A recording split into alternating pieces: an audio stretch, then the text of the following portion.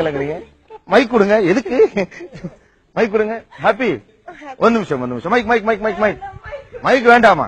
ஏங்க துப்பாக்கி வேண்டாங்கிற மாதிரி சொல்லுவீங்க. எதுக்கு மைக் வேண்டாம்? வாங்க கம்மியார். எதுக்கு? ஏன் என்னாச்சு? இங்க வாங்க. சரி, ஓகே. தமிழ் பெண்களுடைய சிறப்பு என்ன? உங்களுக்கு ஒரு பரிசு கொடுத்துருக்கோம். அது நீங்க பேசுனது பிடிச்சிருந்ததுனால. தமிழ் பெண்களை பார்த்துதான் நானும் ஒரு தமிழ் பெண்ணா இருக்கணும்னு ஆசைப்பட்டேன். ஓகே. ஆனா எனக்கு திருக்குறள் எல்லாம் கத்துக்கணும்னு ஆசை. அப்ப நான் சொல்லுவேன், ஆனா ஒரு நோட்ல ஒரு நாளைக்கு ஒரு லைன் எழுதி கொடுங்க, நான் டெய்லி அதை எழுதி எழுதி எழுதி கத்துக்கிறேன் அப்படின்னா. ஒரு வருஷமா சொல்லிட்டு இருக்கேன், செஞ்சே தர மாட்டேங்கிறாரு. அவர் ஒண்ணுமே சொல்லல என்ன பத்தி. யாரு? சொல்லுங்க. ஏங்க இவ்வளவு கேக்குறாங்க, இதுக்கப்புறமா சொல்லுங்க. தமிழ் ஆண்கள் எல்லாருமே இதாங்க. ஏன்னா நமக்கு கிடைக்கிற பொம்பளை பிள்ளைங்க எல்லாம் அப்படி அமைஞ்சு போறதுனால கூட அப்படி இருக்கீங்களா என்னமோ தெரியல. இல்ல, என்னதான் சண்டை வந்தாலும் நான் 2 நாள் பேசாம இருந்தாலும் அவன் உடனே ஏன் என்ன ஏது உடனே பேசுறேன். என்ன அது அடுத்த செகண்ட்ல நான் அதாவது நான் ஏதாவது காலையில ஏதாவது பிரச்சனை ஆபீஸ் போயிருந்தாலும் அடுத்த செகண்ட் என்ன சாப்பிட்டியா என்ன எது சாப்பிடல சரி நான் கேட்கவே மாட்டேன். அவதான் ஃபர்ஸ்ட் சாப்பிட்டாச்சு கேட்கவே மாட்டாங்க. நானும் சரி வேணும்னே நான் சாப்பிடாமலே இருந்துருவேன். ஏன்னா எனக்கு தெரிஞ்சு நான் அவர்கிட்ட ஃபைட் பண்றதுக்கு ஒரே ஆயுதம் நான் சாப்பிடாம இருக்கிறதுதான்.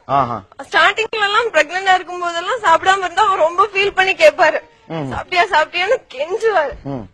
டெலிவரி முடிஞ்சிருச்சு, 7 months பேபியோட இங்க வந்தாச்சு, அதுக்கப்புறம் சாப்பிட்டாச்சான்னு கேக்குறதே கிடையாது. ஏங்க இங்க கொடுங்களேன்.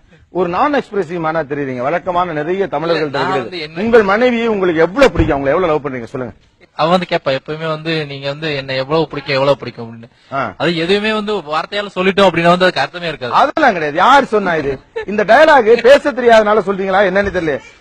1 மணி நேரம் ஆனாலும் பரவாயில்ல, 2 நாள் ஆனாலும் பரவாயில்ல, நானும் உட்காந்துட்டேன். இங்க இருந்து இப்ப நீங்க சொல்றீங்க how much you love your wife. இவ்வளவு அன்பான ஒரு மனைவி அதை ஆசைப்பட்டு எதிர்பார்க்கிறார்கள். உங்களை நம்பி கேரளாவிலிருந்து இங்கு வந்து தமிழக கலாச்சாரத்தையும் தமிழையும் கத்துக்கொண்டு உங்களுக்கு ஒரு வாரிசு பாருங்க. இந்த மனைவியை எவ்வளவு பிடிக்கும் சொல்றது உங்களுக்கு என்ன தயக்கம், கூச்சம், வெட்கம்? சொல்லணும். நீங்க தயக்கம் ஒண்ணு இல்ல, ஆனா சொல்றது கூச்சமா இருக்கும். எந்த ஒரு விஷயம் இல்ல எந்த ஒரு விஷயத்தையுமே சொல்லிட்டு அதுக்கு விலையே இருக்காது. அதெல்லாம் கிடையாது. இல்ல சார், நான் சொல்றேன், ஒரு சமையல் செஞ்சாலுமே சரி ஒரு வாட்டி கூட அதுக்கு கொஞ்சம் நல்லா இருக்கான்னு கேட்டுட்டே இருக்கணும். நல்லா இருக்கான்னு சொல்ல மாட்டாங்க.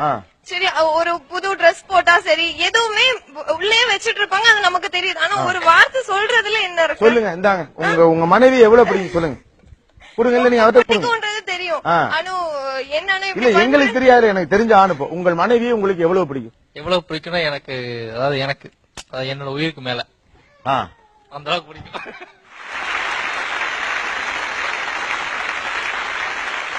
உங்களுக்கு ஒரு சவால். இப்போ உங்கள் மனைவி மீது உங்களுக்கு இருக்கும் அன்பை நீங்கள் வெளிப்படுத்த வேண்டும், ஆனால் வார்த்தைகளால் பேசக்கூடாது.